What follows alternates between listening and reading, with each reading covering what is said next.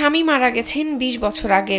২০ বছর ধরে এক সন্তানকে নিয়ে বেঁচে আছেন ৭০ বছরের বসিরান বেগম। কিন্তু সেই সন্তানও শারীরিক ও বুদ্ধি প্রতিবন্ধী। জন্মের পর থেকেই ছেলেকে নিয়ে জীবনযুদ্ধ চালিয়ে যাচ্ছেন তিনি। তবে স্বামীর মৃত্যুর পর বেড়ে গেছে টিকে থাকার সংগ্রাম।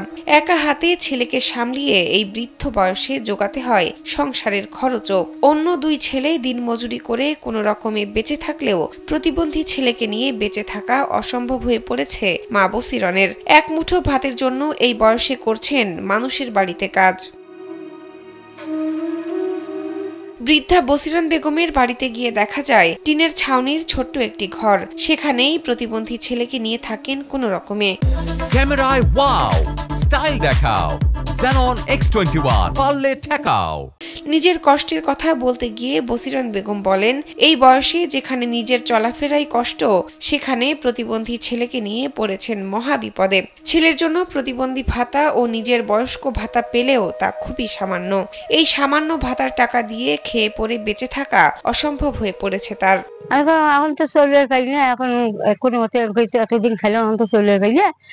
কিছু সাহায্য দিলে ফেলে ঘর নাই, দুয়ার নাই, কিভাবে থাকবো, কিভাবে খাবো, এত চলবে পাই না।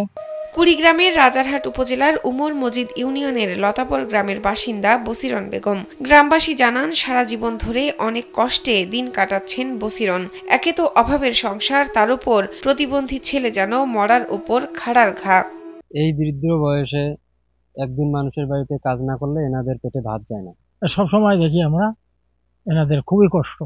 বৃদ্ধা বসিরন বেগমের বিষয়ে জানতে চাইলে রাজারহাট উপজেলা নির্বাহী কর্মকর্তা আল ইমরান জানান, উপজেলা প্রশাসনের পক্ষ থেকে যতটুকু সম্ভব সাহায্য করা হবে। দ্রুতই তাদের একটি ঘর করে দেওয়ার আশ্বাস দিয়েছেন তিনি।